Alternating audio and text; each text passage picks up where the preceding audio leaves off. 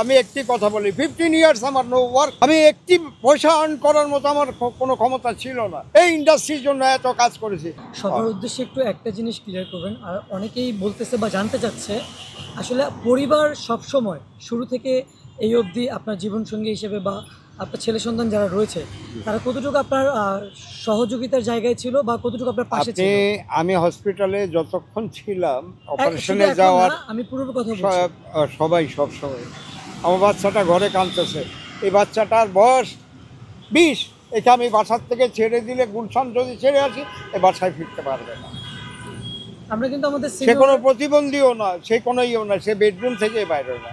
ও level যাওয়ার পরে সে London চলে যাবে, বারবারই সে বলে।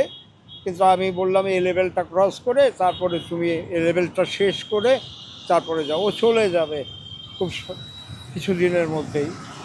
তো আমি তাহলে কি আপনি বলতে চাচ্ছেন যে আসলে যারা এই ক্লেমটা করে যে মানে আসলে আমাকে নিয়ে এত খেলু করে ফেললো কেন আমি বুঝতে পারি না। মানে বিষয়টা আসলে বিবেকবান, বিচক্ষণ, দায়িত্ববান মানুষ এই নিউজ করতে পারে। একেবারে মিথ্যা কথা, কোনো এই ধরনের কোনো কখনই না।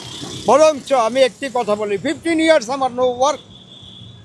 আমি একটি পয়সা আর্ন করার মতো আমার কোনো ক্ষমতা ছিল না। এই ইন্ডাস্ট্রির জন্য এত কাজ করেছি। তখন নেতৃত্বে যারা ছিল, আমিও একসময় বাংলাদেশ চলচ্চিত্র পরিচালক সমিতির মহাসচিব ছিলাম। তো তাদের কী কারণে এই ধরনের একটা সমস্যার সামনে আসবে? এত বড় ইন্ডাস্ট্রি, সারা বিশ্বে বাংলাদেশের ভাবমূর্তিকে অনেক পরিচালকরা অনেক ছবি করেছে। ডিউরিং লিবারেশন, বিফোর লিবারেশন জীবন থেকে নেওয়া তার উল্লেখযোগ্য প্রমাণ। ডিউরিং লিবারেশন জহির রায়ন সাহেব স্টপ জেনোসাইড করে ইন্দিরা গান্ধীর হাতে উঠেই দিয়েছে, সেটা সারা বিশ্বে প্রচার হয়েছে। এই বাংলাদেশে গণহত্যা হচ্ছে। তো সেই ইন্ডাস্ট্রি একসময় এরকম হবে।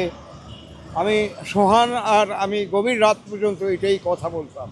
সেই সোহান চলে গেল, শহীদ ইসলাম খোকন চলে গেল, সবাই চলে গেল, এখন আমার যাওয়ার পালা। যে কারণে আমি বলি, আগের দিনগুলো অনেক ভালো ছিল।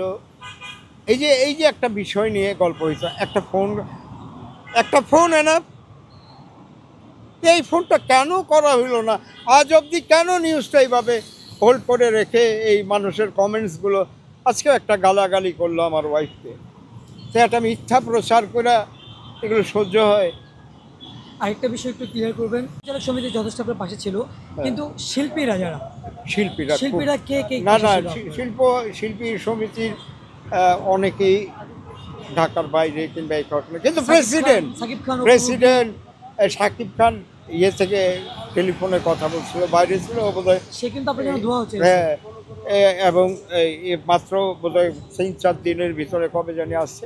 আজকেই কথা হলো যে বাবা আমি আসছি, আমি বাসায় আসবো। আর কি বলার আছে? আর তো কিছু বলার নাই। আর একটি কথা বলি, মিশা সওদাগরের ভূমিকা চমৎকার ছিল। প্রতি সময় সে টেলিফোনে নিউজ দিয়েছে, আর সাহস দিয়েছে, মানিক ভাই ভয় পায় না, আপনি ভাই মানিক, আপনি কেউ ভুল করলে আমরা ভুল করবো না।